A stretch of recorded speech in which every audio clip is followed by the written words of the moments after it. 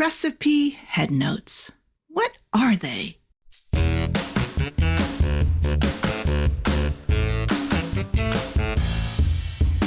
Welcome to Everything Cookbooks, the podcast for writers, readers, and cooks.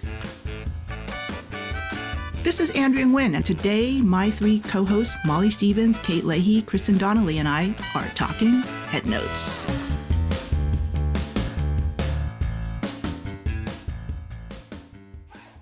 The term headnotes is kind of weird. They're basically recipe introductions, but when I started writing recipes, I envisioned Post-it notes in my head that I had to somehow make sense on the page.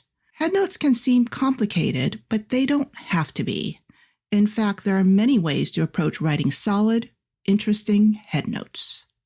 Hey there. Hey, Andrea. So I just shared some of my initial experiences with headnote writing. What were yours like?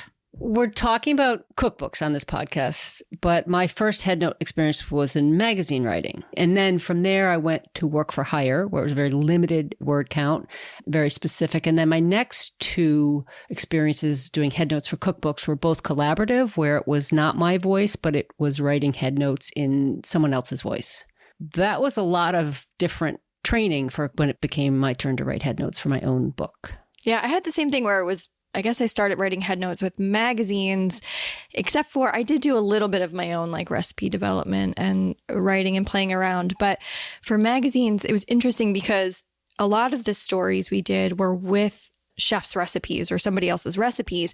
And so you could take this journalistic approach and talk to them and get quotes. And usually the more quotable the person, the better the headnote came out. But then there were sometimes these recipes, and usually they're like really simple everyday recipes, but you're like, what am I going to say about this? You know, and that's where you end up with these like the blabbity blah brings out the blabbity blah of blabbity blah, or, you know, whatever. Serve it with some crusty bread. Yeah, exactly. Serve it with crusty bread. That's, you know, a side salad. We'll finish this meal. Yeah, I think what's hard for me to remember my first experience writing headnotes is that it was my first experience writing any kind of recipe. So I was new to the ingredient list. I was new to the method. I was new to the headnotes. And so I think I didn't really think of the headnotes as specifically as I do now. Now they're so crucial, but I think then I was just trying to get through. And what I did, and I think this is, you know, Molly and Kristin, I'm echoing you a little bit, is that my first book was writing in somebody else's voice. So I basically was interviewing that chef all the time on the phone, talking about this recipe. What about this idea? And then I would also rely on my own experience within that restaurant to kind of pull out some ideas. So I feel like I just muddled through the first draft and then fixed it on the second draft. But I didn't really think of headnotes and their place until probably much later in my writing career. It's a funny term, too. I've spoken to some non-cookbook people about, and I've said, oh, we're going to be talking about headnotes. And they're like, what's a headnote? It's a very specific thing. And then we don't say recipe introduction because that's different. It's a very specific, it's the chunk of text that comes after a recipe title. I mean, this is in standard recipe construct, but after the recipe title and before either the list of ingredients or the procedure, however it's laid out. Yeah, it is very specific. Yet nowadays, the term headnotes is thrown around in books all the time and in just like casual conversation. Or did you read the recipe headnote? And I always think, oh my God, do people know what the hell that is? But yet we've all had practice on many different levels. I feel like it's almost like this, you know, funnel effect in terms of how we learn to write effective headnotes. So we're going to dive in today to talk about headnotes and what they are, what purpose they serve, their different formats. So to kind of like warm up for our conversation today, I opened up one of my favorite books, Edna Lewis's The Taste of Country Cooking. I just randomly opened up a page to a recipe. There was a headnote. I'm just going to read it to you guys because it was just, you know, total coincidence. This is what Edna Lewis wrote for a recipe, Summer Apple Pie. The apple pie that I remember was made from fresh homemade applesauce, sweetened to taste and flavored generously with freshly grated nutmeg. The seasoned applesauce was spooned into a pastry-lined pie plate and covered with a top crust. When baked and completely cool, the pies were removed from each pan and stacked one upon the other. When the pie was sliced, you were served a wedge with 3 layers. 69 words. She covers so much. Yeah. And you know what's so interesting to me about that? It's so much passive voice, which is like a writing no-no to say like, this was spooned, this was served. And yet it's so evocative and beautiful. Yeah. And so few adjectives in there. It's just straight up fact. It's a beautiful story, right? Mm-hmm. And you can taste it. You can kind of think of those flavors in your head and think, I know what she's aiming this recipe to convey in flavor too. And that texture you get by stacking the pies, they because they're stacked as they cool, so you get this dense texture of the applesauce that's been cooked and, compressed as it cools. It is so evocative, and it's economical in terms of the words that Edna Lewis chose for that. And you think that you know everything there is about apple pie until you read this head note. And then you're like, hey, I want to know more about that recipe. Do you guys have other fun examples of head notes that you guys like? I have a couple. Paula Wolfert, I also did the same thing where I just opened to a page and the beginning of the head note made me laugh aloud because it's just a very specific scenario. So it says, if you've seen octopus drawing on clotheslines in Greece, Spain, and Tunisia and wondered what they do with it, here's a recipe. And to be honest, I forgot to write down what the recipe is. But I was like, did she intend to be funny? That's totally her voice. I can hear her saying just that. I loved it. Yeah, it does so many things. It's one, it's funny. There's an image of these, and anybody who's ever traveled has seen that. But she's also telling you that she has traveled to these places and seen this, and it's a regular occurrence. And so I think one of the ones that I came up with was a Marcella Hazan. And again, same thing, just opened it up. And this is for her smothered onion sauce. The sweet pungency of onion is the whole story of this sauce. To draw out its character, the onion is first stewed very slowly for almost an hour. It goes on a little bit. She ends with, if you have no problem using lard, it will considerably enrich the sauce. You may, however, use butter as a substitute. And there's such deep experience there. And this is why I brought it up after the Paula Wolfert. It's just, it's just such a voice of authority without being authoritative. With those examples, you guys, when you think of head notes, when you're writing a head note, do you break them down into different kinds of head notes as you're like going in to draft that head note? You're like, I want to hit this point. I want to hit that point. Functionally, what kind of head notes do you think of when you're putting one together? I mean, my favorite is to read and to write are the ones that can start with a story. It doesn't always have to be like a nostalgic story. It could be a story of what happened during the development process.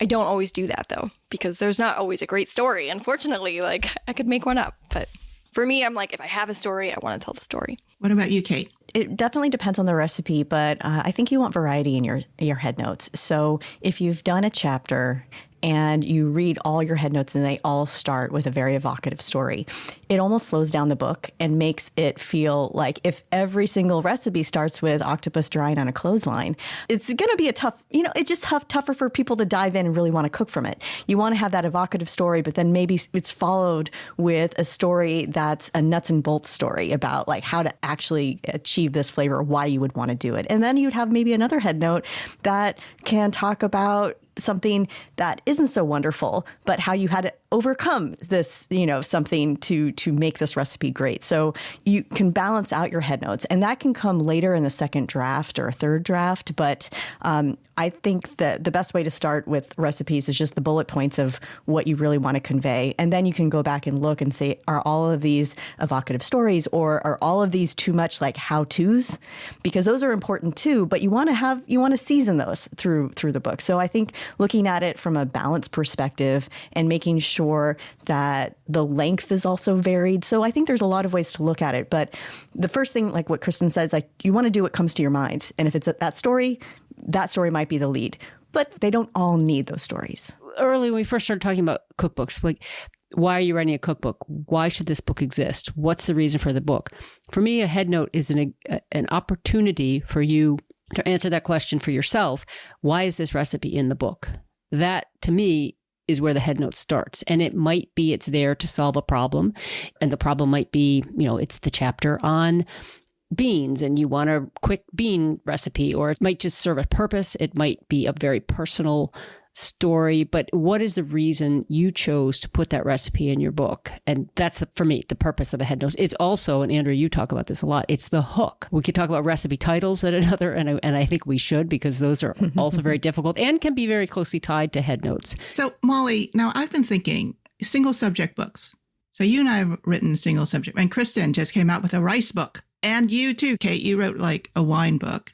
So we've got wine, rice, braising, roasting, dumplings, pho, banh mi, tofu. Okay, so here's the thing. Say you're writing like a single subject book. How are you going to make those head notes about one subject so exciting to people so that there is that hook, right? Yeah.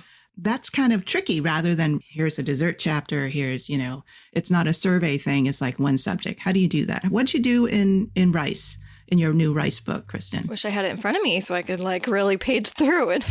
I did the book with Lotus Foods, and they work with farm cooperatives all over the world. So some of the recipes either came from the farm cooperatives or they sent me things that they cook, and I developed a recipe around it.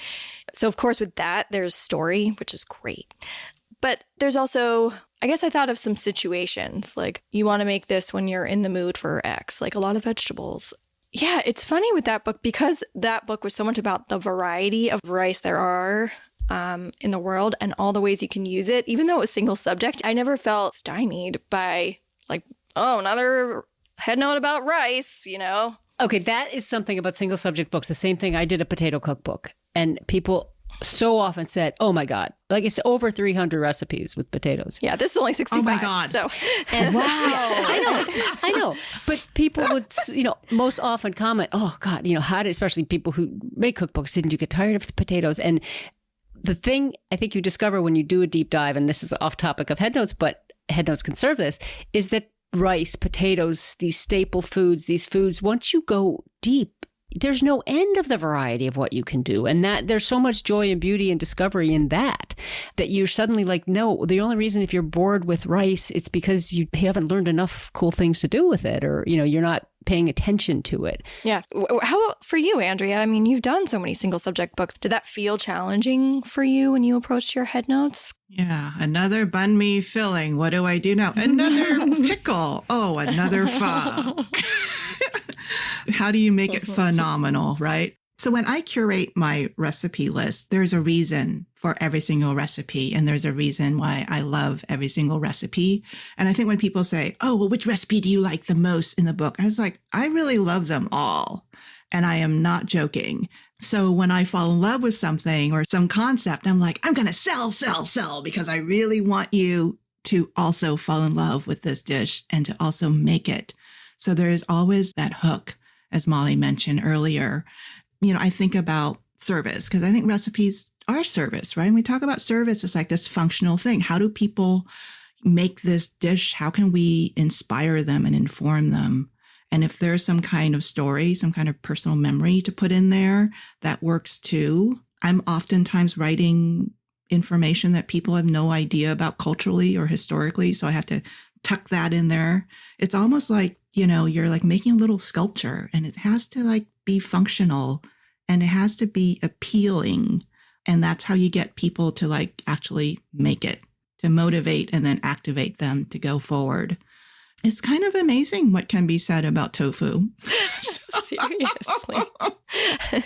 I often think of the head note as the sell. It's the sell to encourage somebody to make the recipe and, yes, make it appealing. And I've learned over the years that sometimes what I find a really appealing, I'll have editors like circle this and be like, this does not sound good to me. Like I tend to like really earthy flavors. And I think I talked about something reminding me of the spring when everything smells like damp earth. And I said that in a recipe and she was like, no. This does not sound good to me. I could have left it, but I think I changed it a little bit. Have you had that experience? Well, I think you get that experience when you're working as a co-author, because you'll learn that you're maybe the lead author. If you're working with a chef or a food personality, they'll have words that they just absolutely hate. And sometimes you won't know what those words are until you put it in a head note. And yeah, there's a lot of people who hate moist, that word moist, but sometimes maybe you just wrote that this, is very moist, and then they go, no, I hate that word. And then you just delete it from your vocabulary for that book project. But some of the words that they don't like can surprise you sometimes. Sure. So that's one way. But, I was thinking about what you can do with a headnote. And the conversation that Molly and I had with Adam Roberts was really great for that. It's an earlier episode. You can go back to listen to it if you missed it. But he talked about how it's harder to write a headnote than it is an essay because you don't have that much space to put all the stuff that you want to say about it. How he crafted headnotes for his Give My Swiss Charts to Broadway cookbook. It was really a collaboration between Broadway trivia and his author, Gideon Glick, and putting in really specific recipe-focused things. I mean, the headnotes are a delight to read, and you really get both authors' personality through. So that's another thing about headnotes. It's not only getting people to want to cook that recipe, but also getting to share a little bit of insight in your own personality, with also keeping the parameters that you don't want to go too long. Like, you want people to get to the recipe. You don't want to take up 3 pages talking about your grandmother's pot roast. And then they're like, I've been reading so much, I didn't even get to the pot roast recipe. So that's that balance act. I think that that's really great when you're writing something that is incredibly familiar to people. Let's say a meatloaf or a tuna casserole, and introducing your tweak to it. When you're putting together a recipe that comes from, that's inspired by a different culture, or you're doing a riff on it, or you're trying to describe something that people are culturally unfamiliar with in a cuisine, that's where it gets like all of those bullet points you were talking about, Kate. All of a sudden, there's like 12 or 15 of them, and they are overwhelming. And, you've had to like very skillfully put those historical and cultural tidbits in. Honestly, when I'm writing a headnote, without making my eyes or the cook's eyes glaze over. Right. How do you do that balancing act, Andrea? If I get a chapter opener, Kate, oh, right? Because sometimes you don't have space for a chapter opener for that chapter introduction. Then I've written like super long headnotes. And then I've like poured all of my soul into it. And then at the end of the line, it's like, holy mackerel, I have to trim. It's not like there's much fat there to trim. It's all lean. And so if I do have space, I can put it in a chapter opener. There are things in Evergreen Vietnamese, for example, where we came up with what are called bursts in margins, where I can tuck extra bits of information there, whether it is a little technique or some kind of cultural information, so that people can just kind of see this little extra thing that is in the layout and design. So there are all kinds of tricks that you can think about when you're putting together a headnote, where the headnote is not just on the page right above the recipe, but it's laying in different areas of the page and other areas of the book. But it's hard. Does that part come later after you've written the headnote? Does that part come in the design part? Or do you think of those bursts while you're in the Word document? Sometimes I think of bursts in the Word document, and I'll just say burst. And then other times, finally in layout, we can't have something somewhere else. So I'm just like, trim, burst. I'll say, we will reframe that idea as a burst, or I'll move something somewhere else. And the thing is that, on the other hand, I oftentimes think, it's just TMI, too much information. And Molly and I recently spoke to Allie Slagle, who writes very, very short headnotes of, her beautiful little twists on classics. So there's so many ways of doing this. But again, the headnote is that cell. It's also, we've talked about this before, but it's your biggest opportunity to express your voice. I mean, I work so hard on headnotes. I mean, that's where the writing part just comes in heavy. And the editing of them, for me, because they tend to be too long, it's going through and figuring out what doesn't need to be there, what could go elsewhere, what's missing from it. I remember we talked about stories, and I remember a headnote I wrote for my braising book, all about braising, and it was a recipe about quail, and it was quail and grapes, and a kind of a classic combination. And I left out this whole story about time I spent in France and, vineyards and this and that. And suddenly the whole headnote shifted and it became that story as opposed to just describing this dish. And, sometimes I find I over describe a dish when I write headnotes. And especially now as books tend to be more and more illustrated with photographs, the description might be less and less important in the cell, because maybe you're lucky enough and they're looking at a forward-facing photo of this beautiful dish. So then why does the headnote say, this combines leeks and cannellini beans and caramelized onions, because you're looking at a picture of those three things. And so then the headnote is what? Is it just a little poem about the dish? Yeah. Is it, when you love to serve it? And I think the most dangerous thing, and we'll talk later about like pet peeves, is to write a headnote that's meaningless. Or it reiterates like basically what's in the recipe. I've totally done that. Yeah. I'll catch it later. Absolutely. I wanted to bring up Nigel Slater in his Green Feast series. Every recipe fits on a page. So all of his headnotes are one line. And they're all these little pieces of poetry, which is just so cool. Deep drifts of mash, toasted, smoky vegetables. That's it. That was for artichokes, winter roots, and smoked salts. I like it. It's very spare. It just shows like what a headnote can be, I love the brevity of what Nigel Slater does in his work. And they are dishes, they're recipes that are just him. They're kind of nebulous in a way, right? There isn't like a particular culture, cuisine that he's like trying to, that level of authenticity is not what he's going after. The authenticity is his personal experience in his kitchen. Exactly. Yep. And people understand that because of his brand and because of his voice. So I think that is really important to understand. Whereas like someone like Kristin and I recently spoke to Eric Kim about Korean American.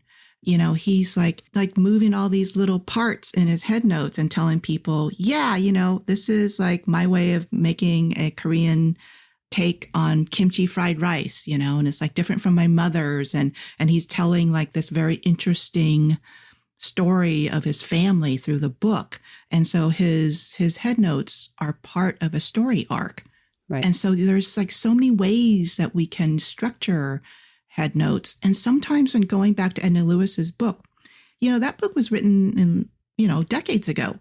Not all of her recipes have headnotes. Do you guys ever dream of writing a book with some headnotes, but not always a headnote in every recipe? I think it makes so much sense to think about headnotes because what happens is that these books then end up, even if you look on a line level, they're not cookie cutter books. They look from the outside as cookie cutter books because you have the recipe name and then underneath it, it's a headnote that runs, 200 to 300 words or so.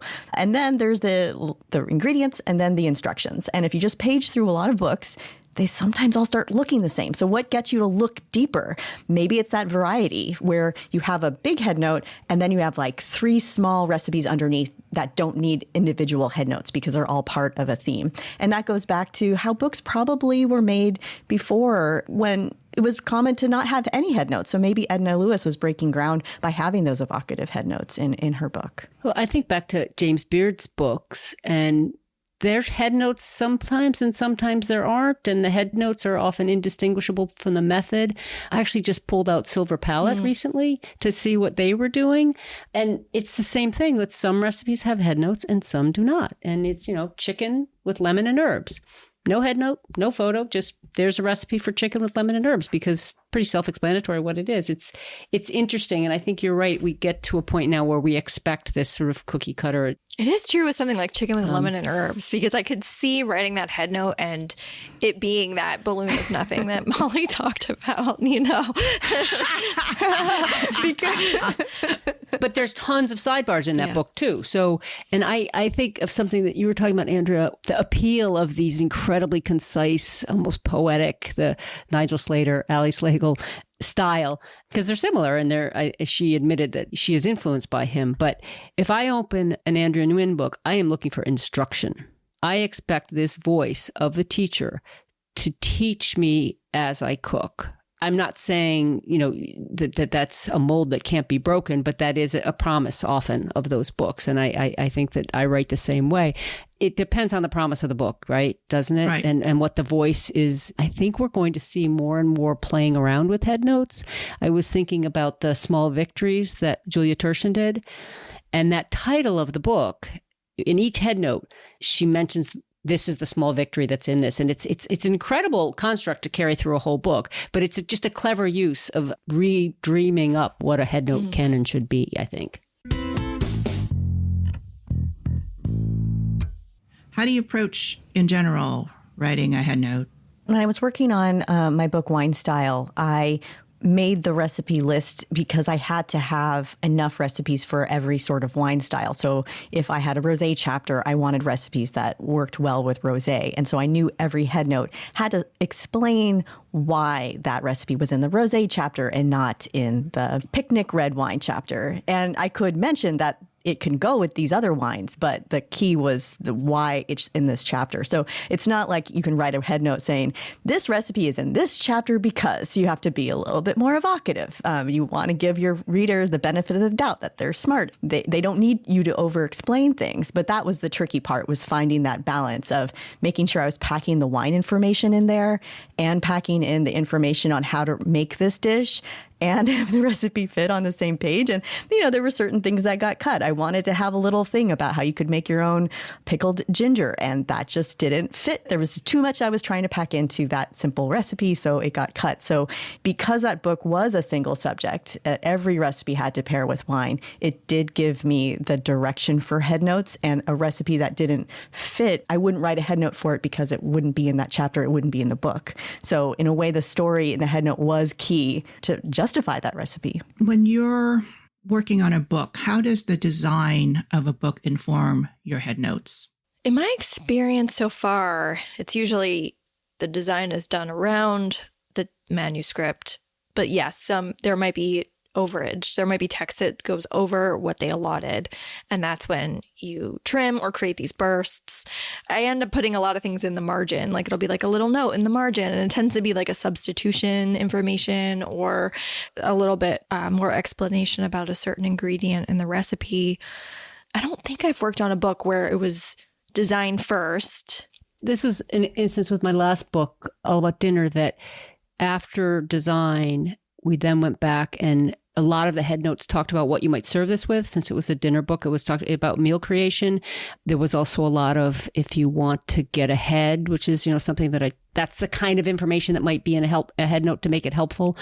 So after design, there was so much of that we came up with pulling that out and saying, make a head note. So that came out of all the headnotes. No headnotes would say what to do to make a head. And then there was this little note where it applied, or so there were these kind of sidebars that were created out of it.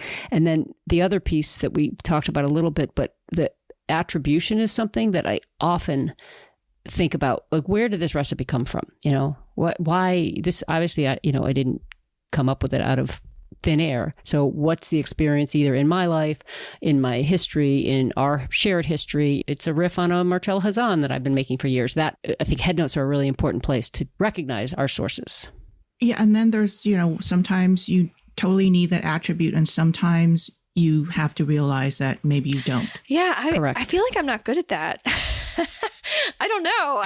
Can you give us an example? Well, I just feel like with Modern Potluck, I did a lot of attribution. And sometimes it was like, I took this component from this person and this component from this person, and I brought them together and I create this whole new dish. But I don't know. I saw some, in an article, somebody said something about it being generous of spirit in the way a potluck is. But when I wrote it, I didn't think I'm attributing so much to so many other people. And then I've also seen a review where it's if I wanted so-and-so's recipe, I would have bought their book. And I'm but it wasn't their recipe. It was inspired by. So I think it's a balance. I find it's a balance because I tend to put in a lot of attribution, and sometimes those do get cut because it's chicken with lemons. It's very classic. Yeah. I know. It's a fine line, and you really have to judge and look to your editor to give you some guidance on what you really need to include. Because sometimes I'll do my research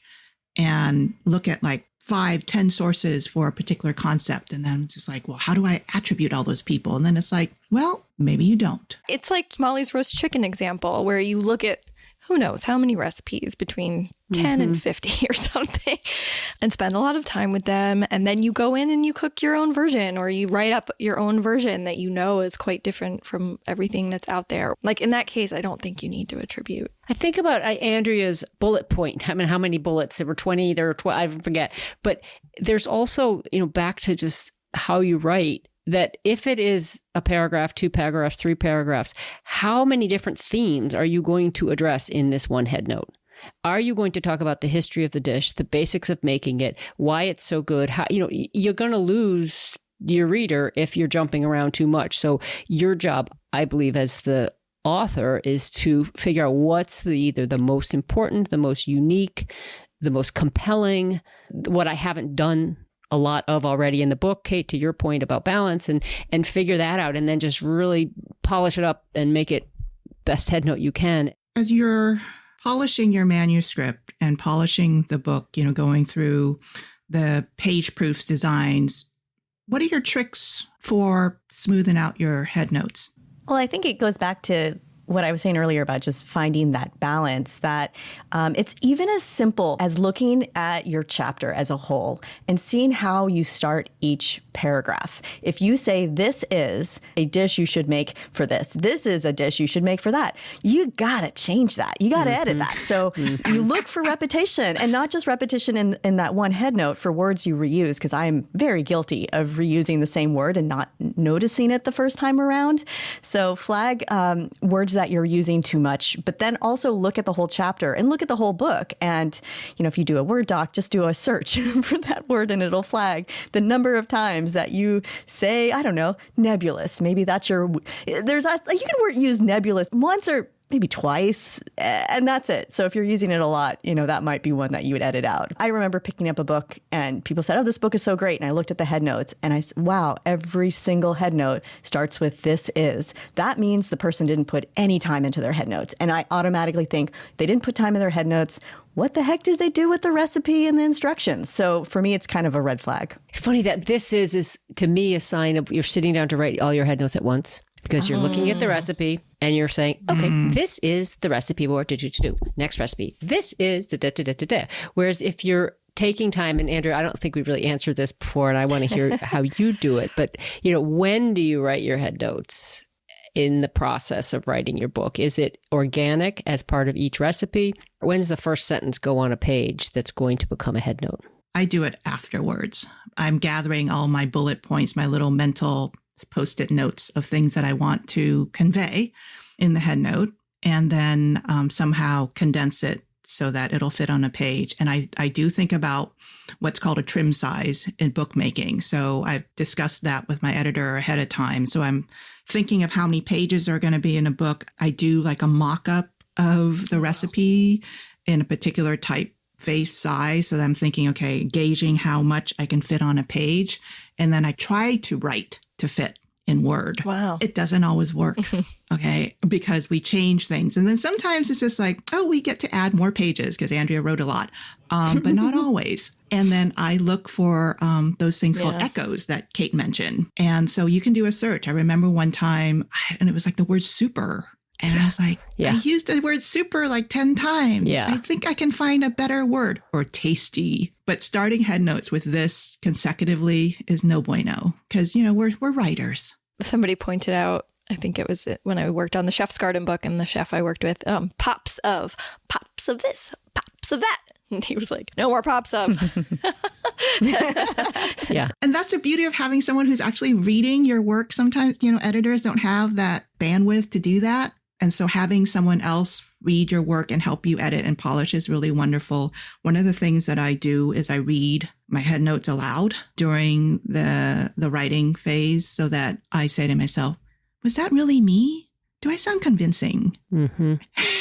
And it is a lot of work, but I find that that is something that works for me. And I suggest that to other folks. If, get a glass of water and start reading through your book.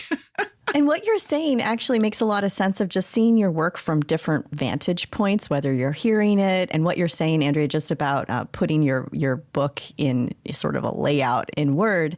I've heard some writers, and I haven't tried this, but I'm intrigued, will just change the font of that document and see if that triggers their eye to catch things that they didn't see before. Interesting. Cool. And I've noticed that when I go from, say, Times New Roman Word document, and if I paste the same thing into Google Docs, I will find things that I didn't notice. Almost like if you put it into a different format, you can trick your eye to see that I'm reading a real book. So there's like these kind of tricks of the trade, I guess. The audio part, the visual part, just tricking yourself to see it from an outsider perspective, that you're maybe not the creator of the work, you're reading it for the first time. It's hard to trick yourself to think that way, because when we're the writer, we glaze over things that we just don't notice because we're thinking of these other things in the back of our brain. Another thing I do and recommend is that once the book is in layout, stop reading it front to back every time you read it. I know I do. I glaze over. So I'll start at the end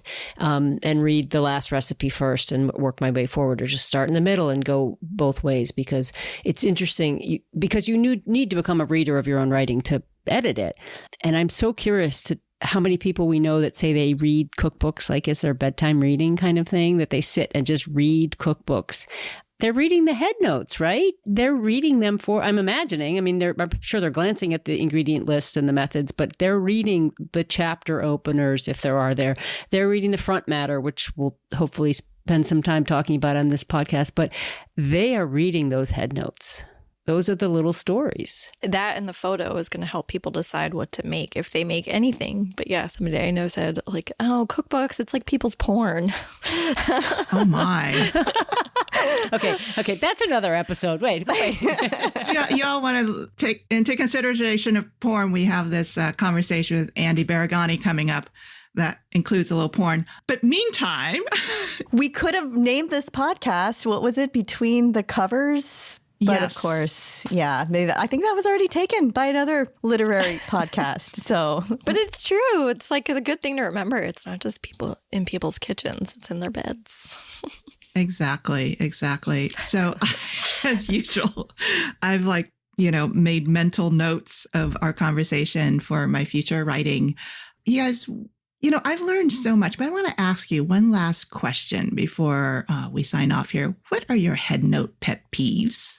Overuse of best or favorite. I guess a lot of superlatives. And I see this not just in headnotes, but it's online. It's a lot online, but then it transfers over to books. What about you, Kate? Exactly what Kristin said. If it's the best of, you really have to be careful when you say something is the best ever, because that's that's that person's point of view in that one moment in time. So is it really the best thing that you could ever make ever in your whole life? Probably not. So maybe just tone that part down, because it's going to make it harder to buy into the rest of the recipe. It's going to be hard to buy into what you're selling because you're overselling. You're overselling, yeah. What about you, Molly? I agree 100% about the overselling and the over superlative. But I really am tired of the sort of the gateway idea of these headnotes that say, for anyone, and I'm sure I've been guilty of, but, if you have Brussels sprout haters in your family, make this. This will convert any non-cauliflower eater kind of thing. It's just like, we didn't really talk about this before, but it brings back that if there's something... I remember I did a recipe that you put the chicken liver in it. And I just sort of at the end, I say, or anchovy gets this treatment a lot. People are like, anchovy haters, will even love this. And I know there's a time and place for it, but I also think that it's overused. Maybe people don't like anchovies and you shouldn't be trying to get them to eat anchovies. That's their loss, in my opinion. Same with chicken livers, but, just be upfront about what it is and not make apologies for it. I think it gets overused. There are certainly places where it's very accurate. Andrea? Yeah, I think that a headnote that divides rather than unifies people and tastes is something that I'm not really into, because I don't think I've ever written a headnote that's like, anchovy haters you can deal with them with fish sauce. I'm just never, right. I just, There are two kinds of people in the world. Yeah, haters are going to hate, anchovies. Another pet peeve is the too many variations. And this is the one where at the end of reading the headnote, you're really not sure how to make the recipe because you were given, well, you can do it this way, or you can leave out the anchovies, or you can leave out the kale for the kale. So you're left with croutons. That's your salad, or whatever it is. And it's kind of like, well, what am I supposed to do? Because you've given me too many options. I had an editor call me on that. She said, you're the authority. They're coming to you to know how to make it. If you want to offer 1 or 2 or whatever, however many, variations, I tend to put them at the end. But the same thing, if you put all that in there, why are we even following your recipe, Although I will say on the internet, I think it can be different. You're dealing with people who are like, I don't like this. Can I use this? What can I use instead of this? And I don't know. I've started playing around a little bit more with internet recipes. And so at the bottom, I will offer variations for almost every ingredient. But I don't think I would do that in a book. Or at the end, or in a burst. Yeah, because I've seen that in your newsletter, Mission Dinner. I think that that's extremely useful because nowadays, especially during the pandemic, there's a lot of substitutions. But that also puts a much weightier task upon the recipe developer's shoulders to cover all bases. Yeah, I mean, those recipes are often so simple that it's from experience. Like, I'm not always testing each variation on that recipe, but I've done versions of it before. So, and it's also easy to say, like, yes, you can use a red onion instead of a yellow onion. It'll be fine. I just think headnotes are such valuable real estate in a cookbook. Regardless the length or whether you decide to do really sparse ones, they're about the most important, one of the most important elements in a book. And you can tell if you look at a book and it feels like they haven't been taken seriously. And I'm here to champion taking time and care with your headnotes. Most definitely, Molly. You can't phone in a headnote, y'all. You got to work on and polish them. That's the fun part. Thanks so much, everyone. Thanks, Andrea. It's a great conversation. Thank you so much for listening to Everything Cookbooks. If you've got a question you'd like us to answer or got a comment, please send us a note through our website, everythingcookbooks.com, or ping us on Instagram at everythingcookbooks. Thanks to our incredible editor, Abby Circatella.